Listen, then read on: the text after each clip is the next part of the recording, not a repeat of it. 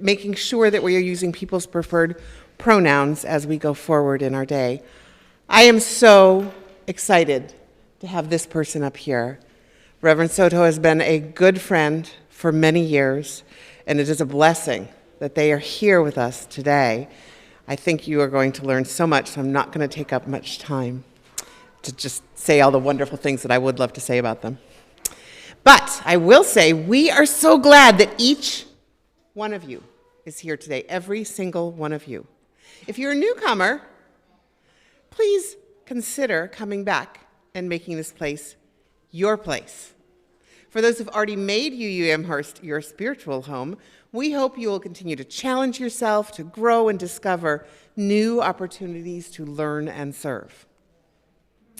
So, you know what?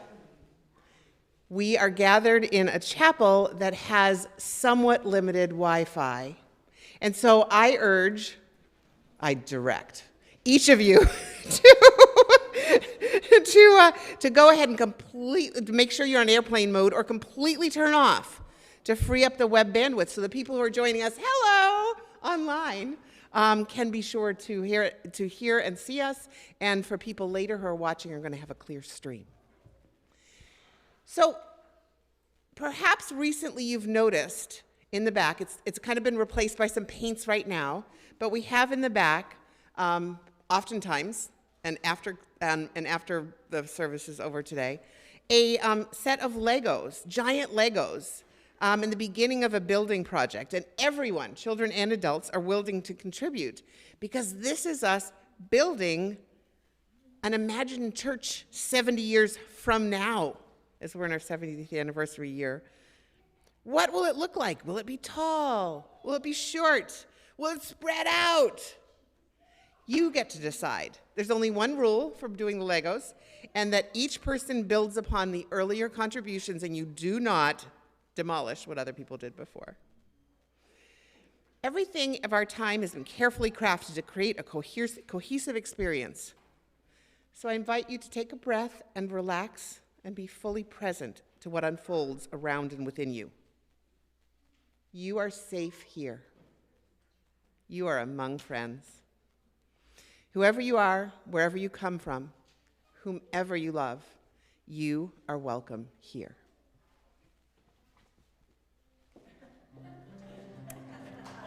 Merry meet. It's Magic Sunday. I can do what I want.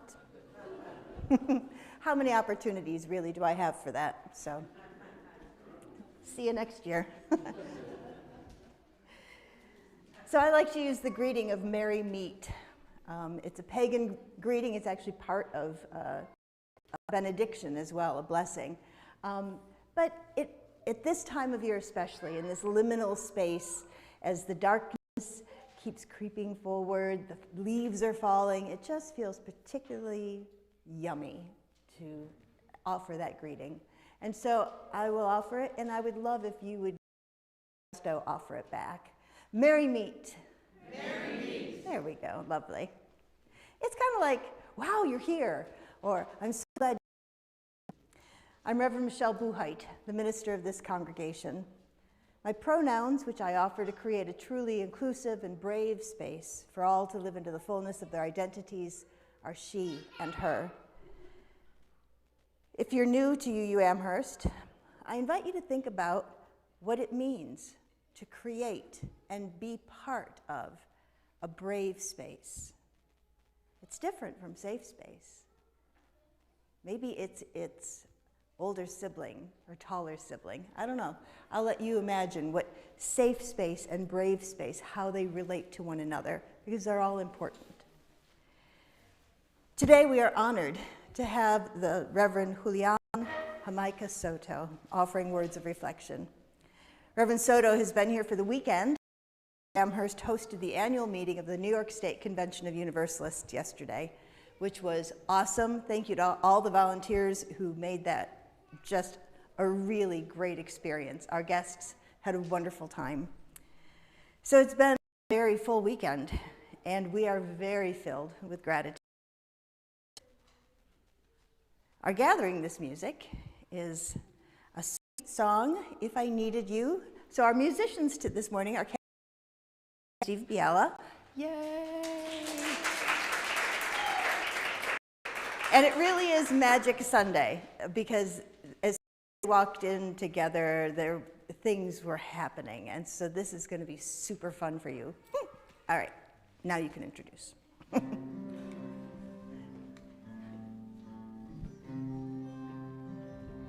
If I needed you, would you come to me?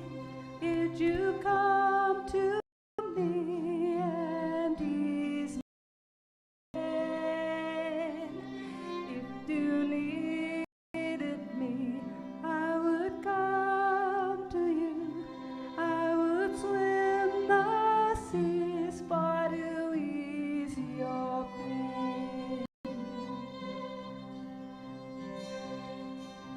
In the night forlorn, or the morning's born, and the morning shines with the lights of love. You will miss sunrise if you close your eyes, and that would break my heart in two.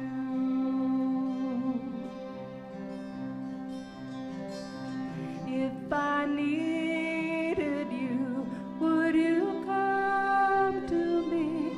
Would you come to me and ease my pain? If you needed me, I would come to you. I'd swim the seas for to ease your pain.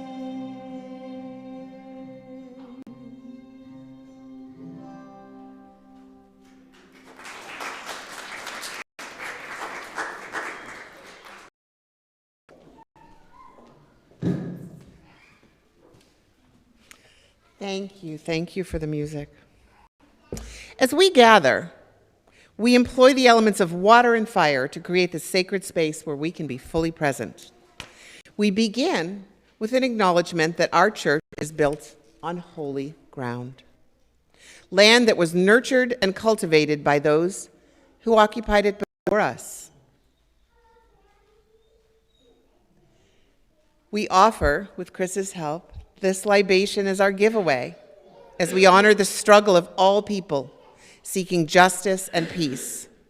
We seek the courage and wisdom to heal the wounds of the past and build a better future story with all our neighbors and fellow creatures together. Now that we've acknowledged this land does not belong to us, we belong to this land. It is our custom when we gather to light a chalice. A chalice is the cup or vessel that symbolizes gathered community. The flame represents the spark that each one of us brings to represent the light of truth, the warmth of community, and the fire of our commitment to bring more compassion and justice to the world. So please join me in our chalice lighting words that are up here. We gather this hour as people of faith, with joys and sorrows, gifts and needs. We light this beacon of hope, sign of our quest for truth and meaning, in celebration of the life we share together.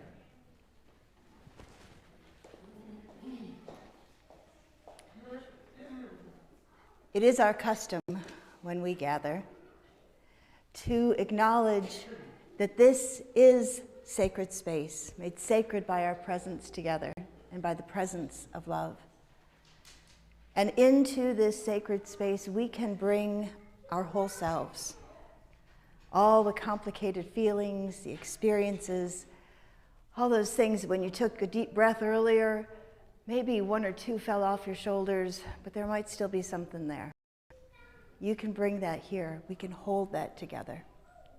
So I invite you to come forward as the music plays and to place a stone or a shell on the table labyrinth in honor and recognition of all that you bring with you. Come forward as you will.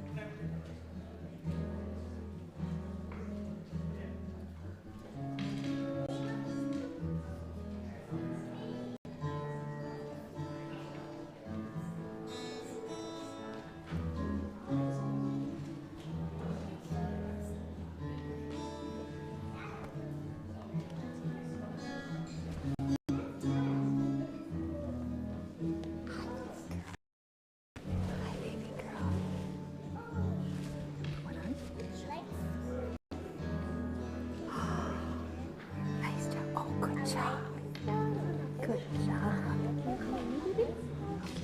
Go. Go with mommy.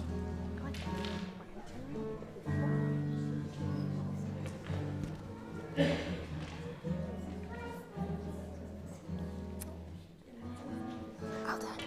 Thank you. Good job.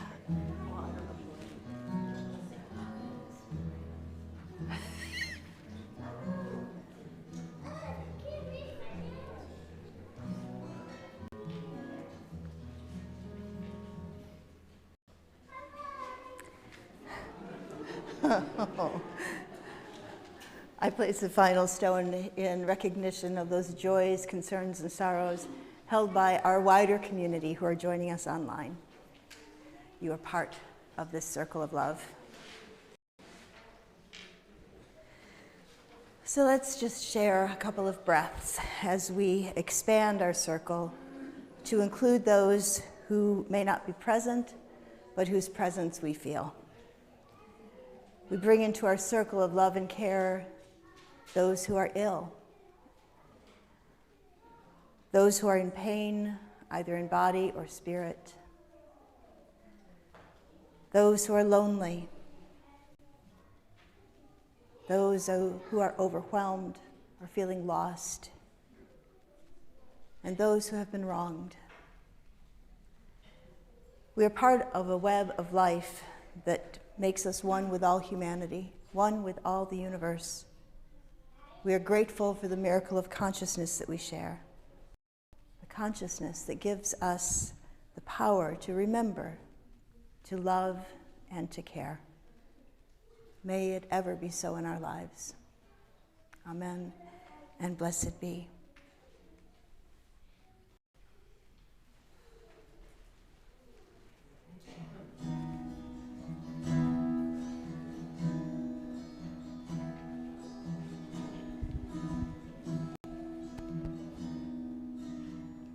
There is no shame.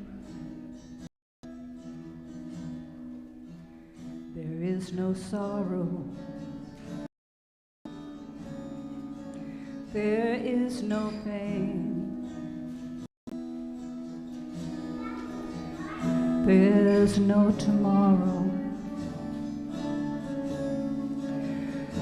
There's only the shovel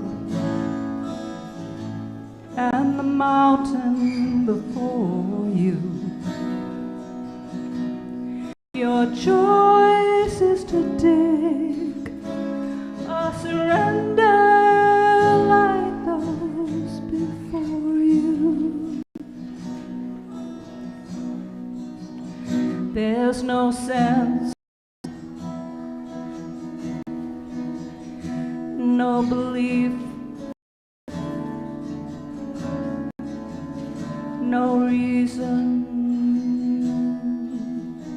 and there's no relief.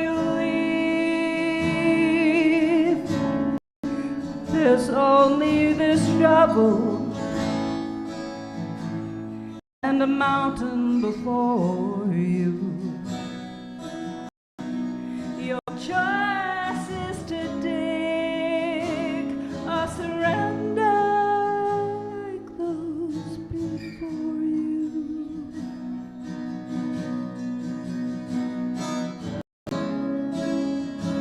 I see an open sky, and I will always bring love. I feel the light inside the voice. I see an open sky.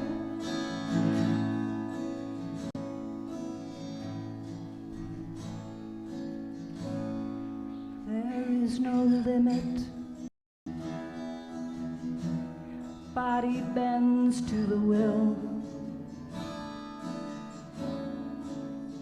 Maybe no sense. And yet still there's our shovel before us.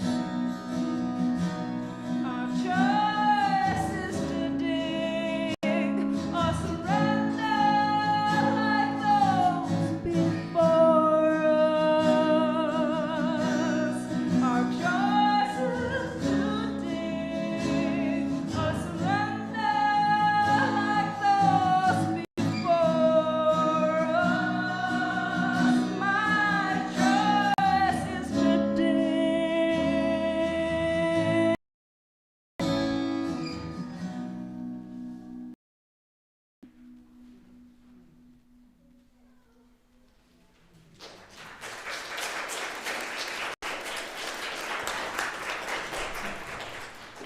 Thank you, Kathy. Wow. Our time for all ages is, well, it's a video, and it's about 5 smooth stones. How many of you have heard the phrase 5 smooth stones? It's time for all ages. If kids want to come closer to be able to see better, that's fine. Or if they're happy, I'm happy, whatever is good. And Reverend Soto has created this video for us. So here we go. 5 smooth stones. James Luther Adams and 5 things we hold on to. Hi, I'm Julián. This is my dog, Kuma. I'm excited to tell you today about James Luther Adams, a Unitarian Universalist minister and professor. In the book of Samuel, there's a story about a boy with a slingshot. His name was David, and he found out that his family and friends were having a problem with a professional soldier named Goliath. So he thought, well, I will try to deal with the enemy, and he put 5 smooth stones in his pocket. The story goes on to say that he beat the giant with 1 stone. But even though we still don't fight, we think of the stones as a reminder to be ready, and the stones themselves as reminders of how we can do right.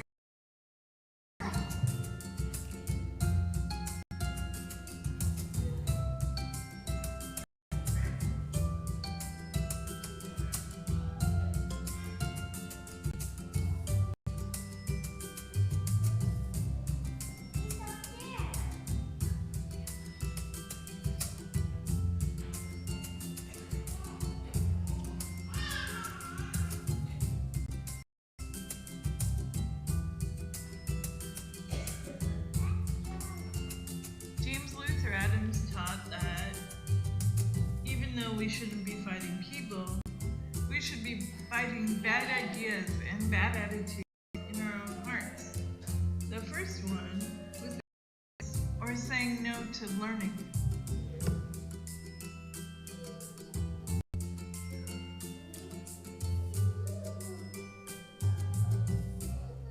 The second one is individualism, saying no to teamwork. Third, selfishness, saying no to sharing. Fourth, apathy, saying no to caring. And fifth, cynicism, saying no to hope.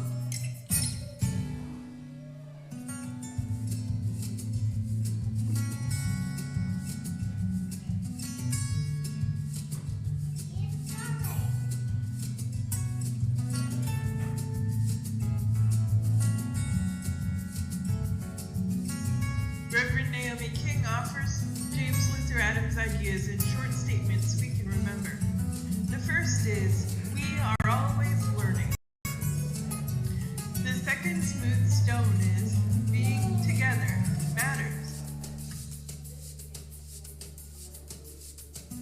Stone 3 is, how we are together matters.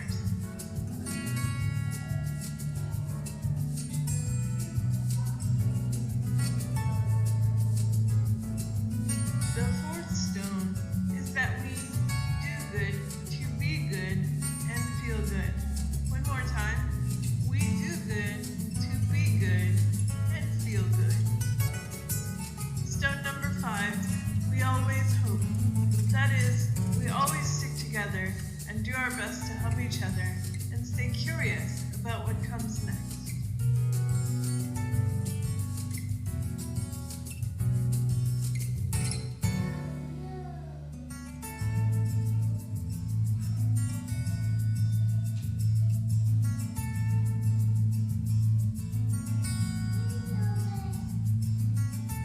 There they are.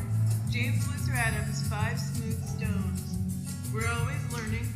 Being together matters. How we are together matters. We do good to be good and feel good. And we always hope. Which one are you going to check out this week?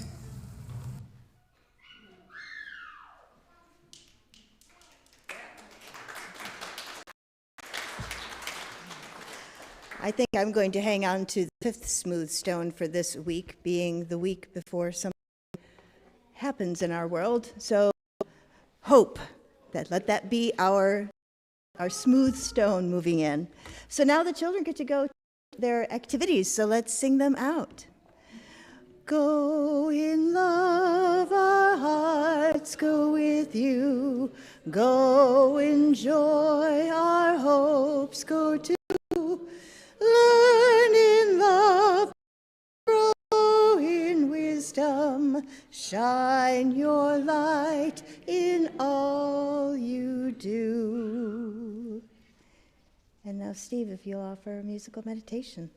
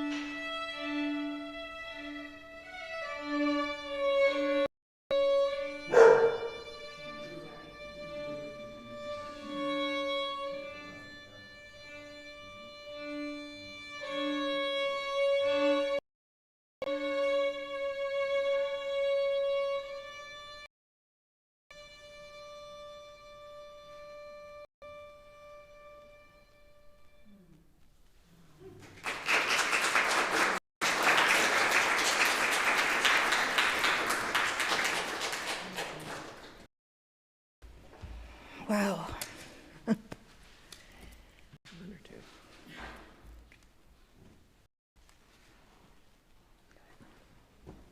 And now we have words by Reverend Soto that Michelle and I will read together. In this community, we hold hope close. We don't always know what comes next, but that cannot dissuade us. We don't always know just what to do, but that will not mean that we are lost in the wilderness. We rely on the certainty beneath, the foundation of our values and acts. We are the people who return to love like a north star and to the truth that we are greater together than when we are alone. Our hope does not live in some glimmer of an indistinct future. Rather, we know the way to the world which we dream. And by covenant and the movement forward of one right action and the next, we know that one day we will arrive at home. And now it is with great pleasure that we extend a UU Amherst warm welcome to Reverend Soto.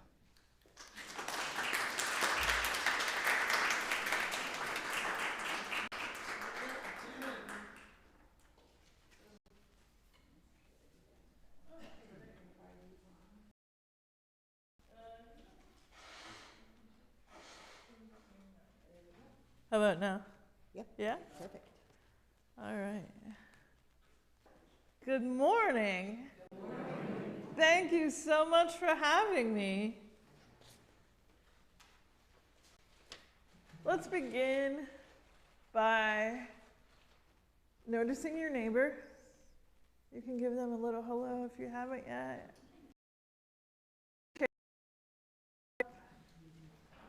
Your seat. Relax your shoulders. Relax your face. About where your wings would attach if you had them. Relax your wings. And in just a moment, we'll begin. You can join me in our meditation as you wish. Our friend, whoa, let me not lose that. Our friend, we're thankful to be together today. We're thankful for all the beauty and effort that has gone into creating this sacred space. And as we think and stretch and believe and feel, I pray for a great blessing on this community. Amen.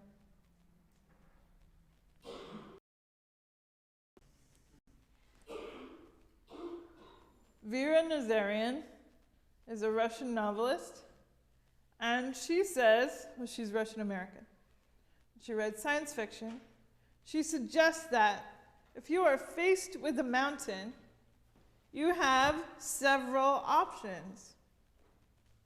You can climb it, cross to the other side.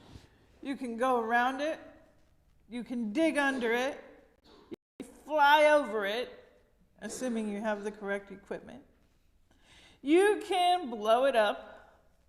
You can ignore it and pretend it's not there. You can turn around and go back the way you came, or you can stay on the mountain and make it your home. Nazarian may be partly right. Each year, about 1,000 people attempt to climb Mount Everest. About 500 people reach the top, counting guides, daring climbers, and other experts. This is in spite of it costing $30,000 to climb Earth's highest mountain. It's 8,848 meters above sea level. Today, let's talk about a different mountain. It's not famous. It doesn't have a name, really. Some people call it a hill. It was in the Galore region of India and separated villages from schools, fields, and even medical care. Faguni Devi one day set out to take lunch on the other side of this rough terrain. Unfortunately, she slipped and fell. She might have survived if she could have had medical care in a hurry. However, going around the mountain made the entire journey 40 miles. Falguni died from her injuries. Her husband, Dashrat Manji, was understandably broken-hearted. He resolved to do something about this mountain. So, he sold 3 of his goats. Here's Dashrat. On the right, when he was preparing to do something about this mountain. The first thing that Faguni and Dashrat teach us is that healing is not linear. How are 3 goats going to conquer a mountain? The answer isn't immediately apparent. Sometimes, as we did earlier, we talk about breathing, focusing on your breath. When you're in need of healing, the first step is your next step. Breathing counts. Counts. Being open to healing counts. And as it turns out, selling 3 goats is the first step to conquering a mountain. This is because the next step Dashrat took was to buy a hammer and chisel. You follow now, right? Sometimes you're struggling in the middle of hard times and nothing seems especially clear. And then it does. The problem is that life often unfolds this way. You don't get the lesson before you can use it. Faguni had brought her husband food dozens of times, but this time she fell and was injured. This time the pot broke. And this time Dashrat thought about that hill, about how many pots had broken against it through the years, about how many people had been injured, just trying to do the ordinary business of life. And this time he was inspired. You will occasionally hear people say that everything happens for a reason. I understand that for some people, this can be comforting. At the same time, when I look at heartache or cruelty in the world, it seems to me more likely that some things happen for no reason at all. I do not think it would make sense to say that Laguni died in order for God to carve a road. Rather, we can learn from him that one option in the face of struggle or grief is to open up a space in which anything is possible. Do you remember the show Let's Make a Deal? The host, Monty Hall, would offer prizes, but they were concealed behind curtain number 1 and curtain number 2, for example. The worst prize I ever saw was a set of 7 32-gallon garbage cans, each labeled for a different day of the week. When we talk about possibilities, I'm not exactly talking about those kinds of maybes. Maybe you could do one thing that was all right, or another that would be a dud. In her book, Small Wonder, Barbara Kingsolver puts it this way.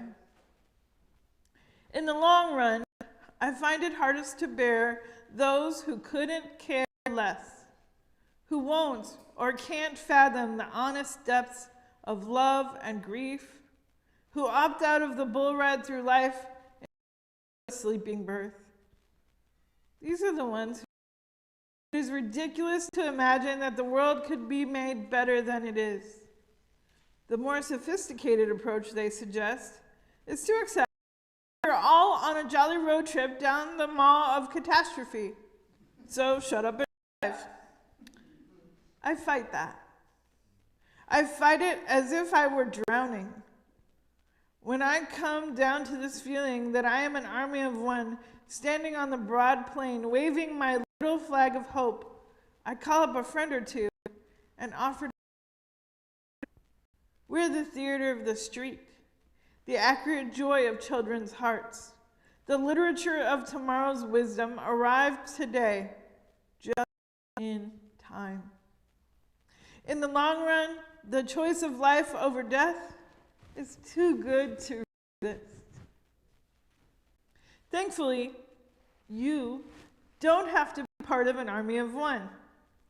Part of the nourishment available to your heart is a place, a people, and a purpose in this sacred intentional community. When this world seems full of meanness, this community exists as a source of grace. It's not perfect, I'm not saying that. But this is a place where grace is possible.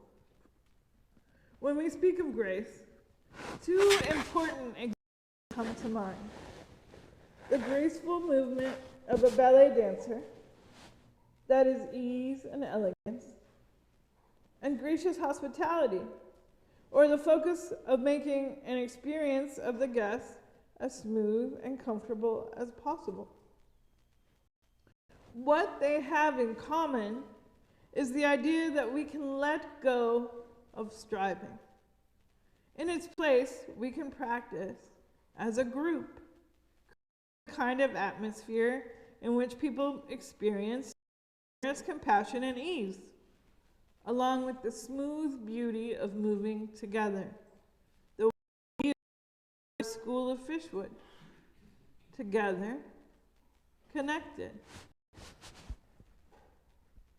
Sometimes, what the world calls your heart to do, the thing that you are meant to do, isn't popular. People around you might not think it's a good idea. This doesn't mean you're meant to stop. Sometimes you have to just go on ahead. Nowadays, people call Manji the jewel of India, and sometimes even the jewel of the world. But when he was digging a road through a mountain, people told him he had no sense. They told him he was foolish. The new path Dashrat built was 360 feet long, 25 feet high, and 30 feet wide. The path reduced the distance to the nearest community from 40 miles to only 10. What Dashrat was not foolish. He was committed. He was undaunted. Dashrat wasn't actually meant to stop, to give up on his dream, or to ignore his soul's imagination. The thing is, when you're journeying toward the fulfillment of a dream, it's hard to tell how close you are until your dream is coming true. This unknown quantity, how close we are to success, is often something used to try to get people to suspend disbelief. Do you remember the Publishers Clearinghouse sweepstakes? In big red letters, the envelope often said, "You may have already won." You already know stories about people who struggle and labor over long periods of time, dealing with harsh detractors and imagining new and complex futures. One of them is in the Hebrew Scripture. Noah, who according to the story could have taken as long as 100 years to build the ark. But what does that even mean? Remember that the Hebrew Scripture is a book of stories and tradition more than history. The story could indeed reveal something about humanity's relationship to spirituality, rather than being a captain's log of the journey of the ship. Even the word ark doesn't mean boat. It means box or container. What did the ark contain? It was certainly a time of waiting and a new beginning. All the animals, all the people, and to be honest, all of the concerns. Sometimes our inner lives are like that. There is something that continues to unfold, but there were phases of the unfolding. A phase of preparation, a phase of building. In Noah's case, of hammering nail after nail, of preparing countless boards, of letting scores of insults go in one ear and out the other. But once the box was built, Noah didn't immediately embark on a sunny pleasure cruise. Instead, there were 40 days and 40 nights of rain. I want you to think about the science of weather for a minute. Have you ever got sopping wet in the rain only to look at the weather report and find out that the report says sunny and 80 degrees? Have you ever waited for rain that never came? Time represents a time of peak uncertainty. Do you want to know how I relate to it? That tiny nagging wondering about whether the rain will stop by the time I have to leave the building to go to the car. And that's an easy one to think about. But sometimes the uncertainty, as when there is an upcoming election, is much greater than that.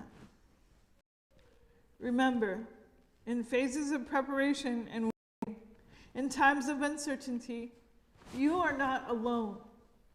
It is hard to identify in the story of and Dashrat exactly when his phase of preparation occurred.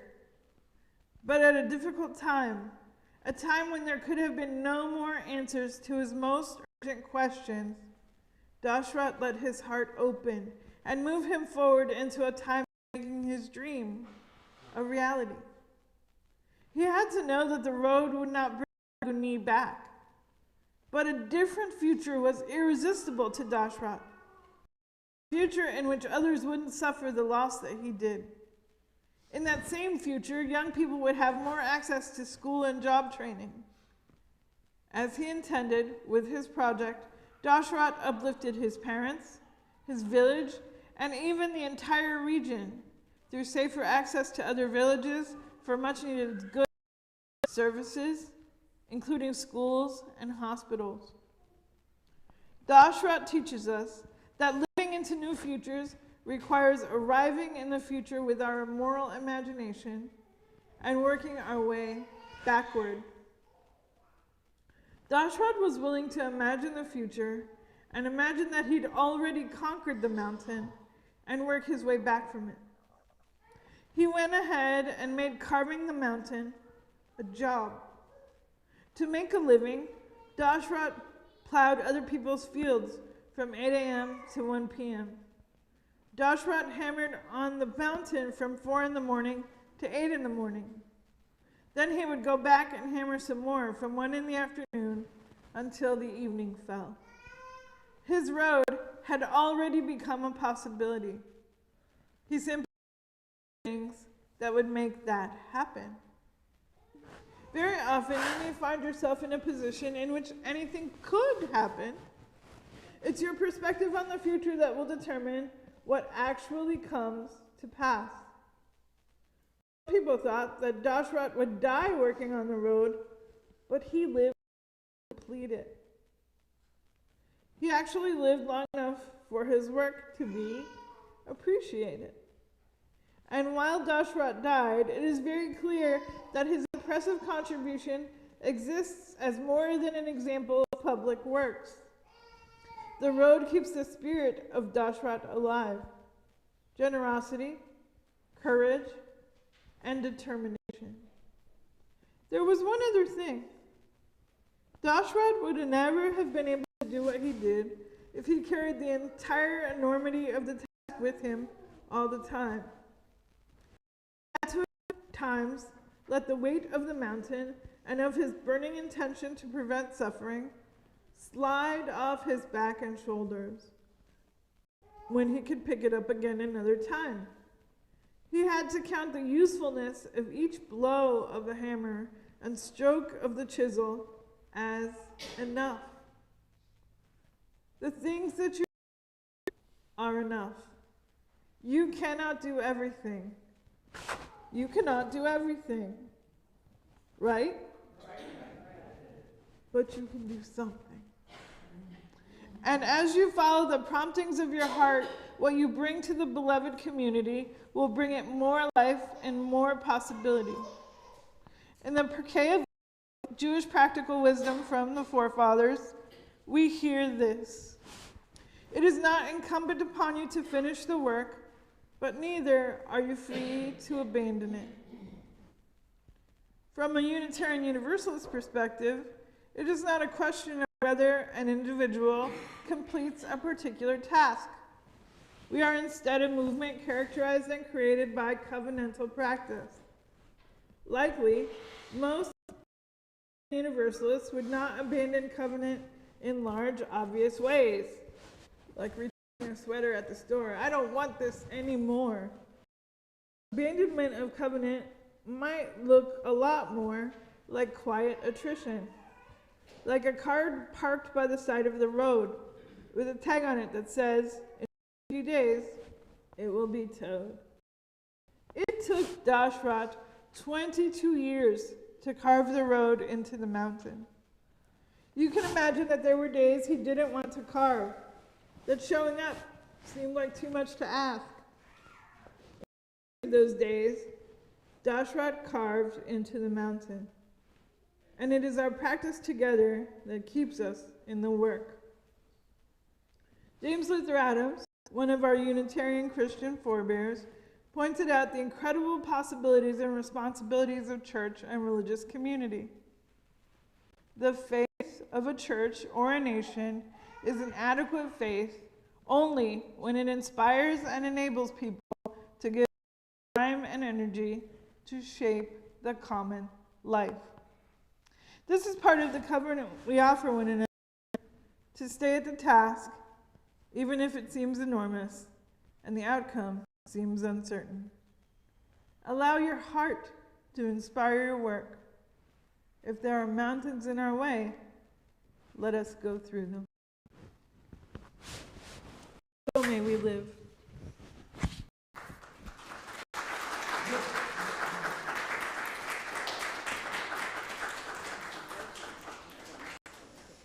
Mm-hmm.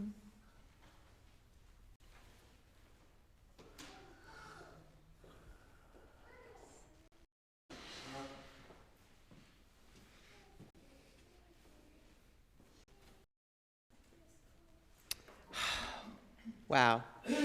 Thank you again. Our song in response is I Can See Clearly Now, with words projected up front. So please join Kathy as we sing together.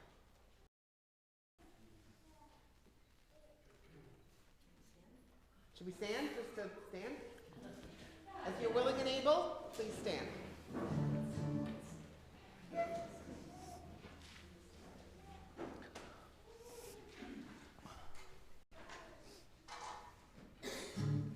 I can see clearly now, the rain is gone.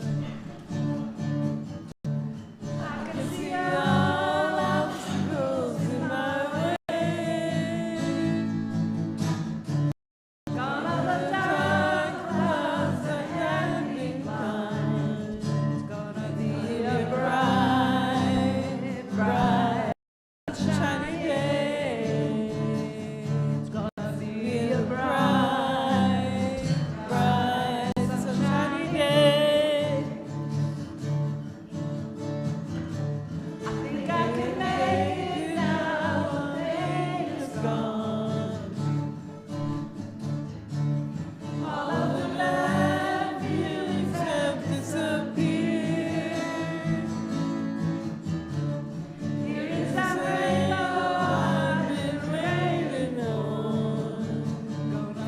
be a bright, bright, sunshiny day. Look all around, there's nothing but blue sky. Look straight ahead, there's nothing but blue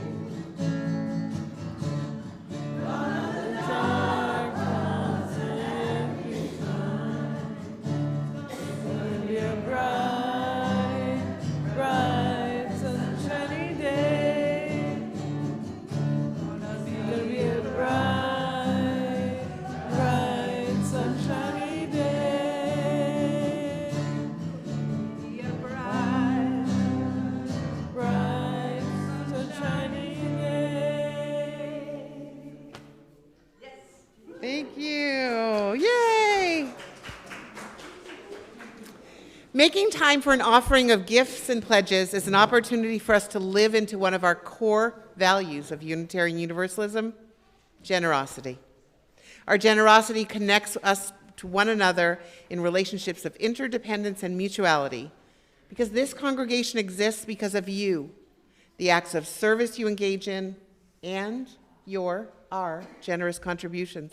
Every aspect of congregational life is made possible because of the generosity of members and friends, you, including you online. If you'd like to help pass the baskets along the aisles, please arise, because Michelle's got them. The offering will now be gratefully received. stretch, he said. Stretch, he said. Sure, there's a time when we must stay still.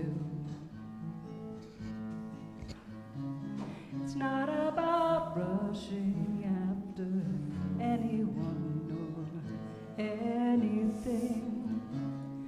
Weep your tears and let them dry when they will.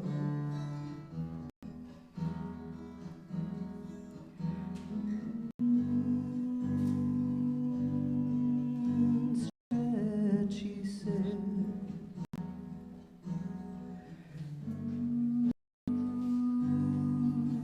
Stretch, he said.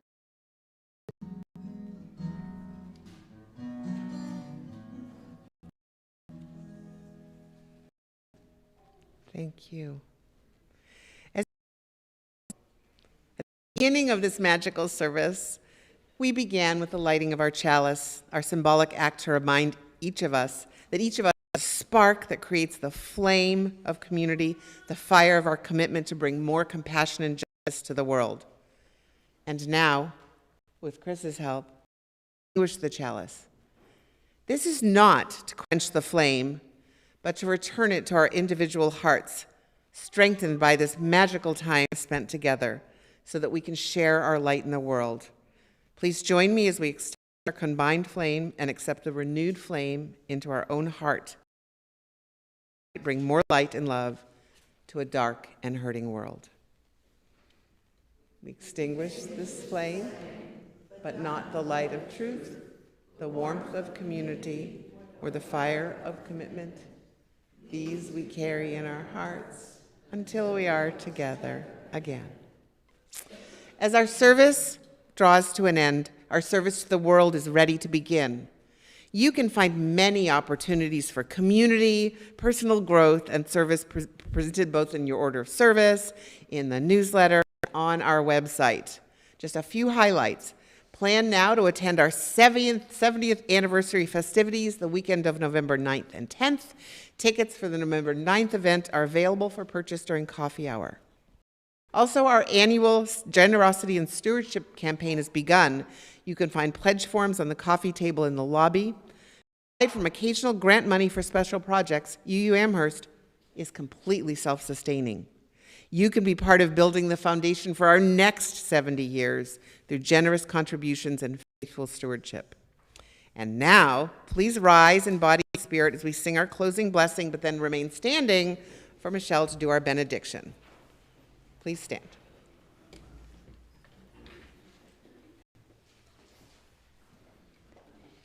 Let's sing together. Travel light and travel easy till I see you once again. Travel light and travel easy, and remember I'm your friend. May the road rise up to greet you as you leave your past behind.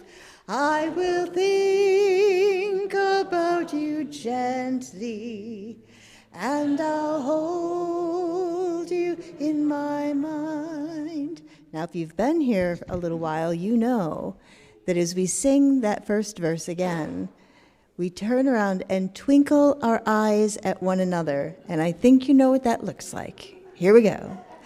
Travel light and travel easy till I see you once again. Travel light and travel easy, and remember I'm your friend. As promised, the rest of that pagan greeting and blessing, merry meet, merry part, and merry meet again. And I add, go in peace and make a difference. That's all.